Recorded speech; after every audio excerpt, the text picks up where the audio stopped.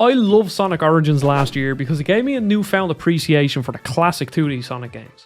And now Sonic Origins Plus adds even more, available either as a $10 DLC expansion or $40 if you buy it as a complete package with the original game. And it adds 12 Game Gear Sonic titles, along with new ways to play the existing classic Sonic games, by adding Amy as a playable character to Sonic 1, 2, 3 and CD, and Knuckles in Sonic CD.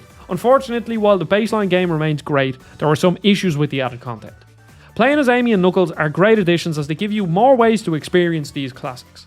Amy is pretty much a reskin of Sonic with one addition, a melee hammer attack. She didn't really change my gameplay experience all too much, but it's nice for fans of Amy so they can finally play as her in these games. And Knuckles in Sonic CD is similarly nice to have, especially since they added a few new routes to best use his powers. Although for as nice as it is to have him here, it wasn't enough to change my mind on Sonic CD in general, as it's still my least favourite of the Genesis games. The meat of the new content found in Sonic Origins Plus is the 12 Game Gear titles, which I imagine will be brand new for a lot of players, given how old they are, and the fact that the Game Gear wasn't exactly a huge success in the 90s. Unfortunately, they're missing all the enhancements that the other games benefited from, like smoother frame rates, widescreen support, unlimited lives, and the addition of the drop dash. Instead, they're just straight up emulations, and it makes some already rough games pale in comparison to the upgraded games that the rest of the collection has. At the very least, they allow for save states, which saved me a lot of frustration. That aside, I've always been fascinated by handheld ports of games, especially since I was often relegated to the handheld system while my older brother hogged the consoles.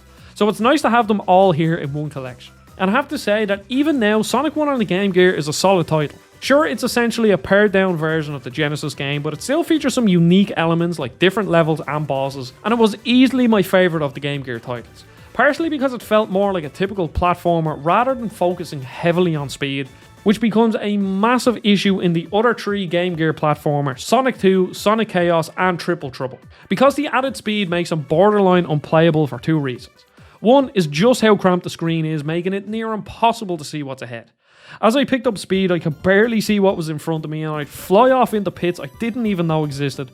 So even with save states, it was pretty frustrating. And two, there is frequent slowdown.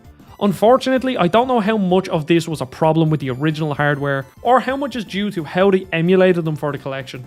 Every single one of the 2D platformers suffers from slowdown at different points. Sonic 1 Bridge Zone is awful, and then since Sonic 2, Chaos and Triple Trouble are significantly faster gameplay wise, the slowdown becomes even more noticeable and annoying. Outside of the core handheld Sonic games, there are a good few spin-offs too. I was never a big fan of Sonic Spinball, and the Game Gear version feels like a worse version of the Genesis game, suffering from the same slowdown that I mentioned with the other games. Whereas I love Dr. Robotnik's Mean Bean Machine, even if it's only a reskin Puyo Puyo. But I've been hooked on it. Next are Sonic Drift 1 and 2, and these games are fine. Drift 1 is bare bones with only 4 characters and a handful of tracks. Drift 2 adds some more tracks and characters and Mario Kart-like power-ups, but both of these are completely inoffensive, and I had no desire to go back after playing them for a little while.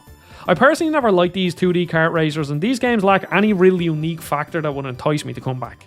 My 3 least favourite games of the collection are Sonic Blast, Sonic Labyrinth and Tails Sky Patrol. Sonic Labyrinth is an isometric game where you have to explore basic levels to collect 3 keys, but Sonic walks at a snail's pace, so you have to spin dash everywhere, but it's floaty and you bounce off walls like you're in a pinball machine.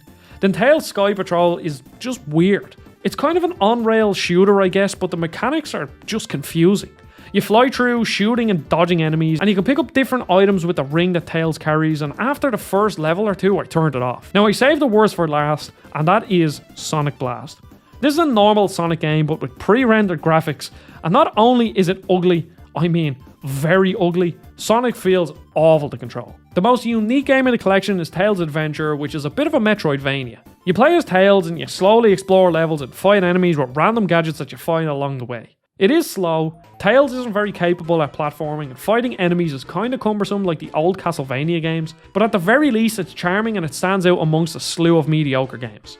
Overall, Sonic Mania Plus is a bit disappointing. I understand that this is merely a $10 DLC pack, but the lack of care given to the Game Gear ports definitely stands out, especially given the emulation issues present. If you are the most die-hard Sonic fan and want to have loads of games in one place, then I guess go ahead.